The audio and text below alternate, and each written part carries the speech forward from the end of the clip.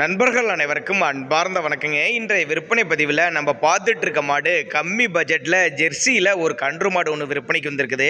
மாடு வந்து 2ஆம் ஈத்து மாடு, கடைப்பல் முளைப்புன்னு சொல்லியிருக்காங்க. இளங்கன்று மாடு. நைட்டு தாங்க இந்த மாடு கன்று ஈன்றுக்குதுங்க. என்ன கண்ணா காலக்கன்று ஈன்றுக்குதுங்க. இந்த மாடு எந்த ஊர்லேருந்து விற்பனைக்கு வந்திருக்குது, கறவை எவ்வளோ, விலை எல்லாமே பார்க்கலாம் வாங்க. அதுக்கு முன்னாடி நம்ம சேனலை சப்ஸ்கிரைப் பண்ணிட்டு பாருங்கள். இப்போ பார்த்துட்டு இருக்க இந்த ஜெர்சி 2ஆம் ஈத்து தாங்க. நைட்டு தான் அந்த மாடு கன்று ஈன்றுக்குதுங்க.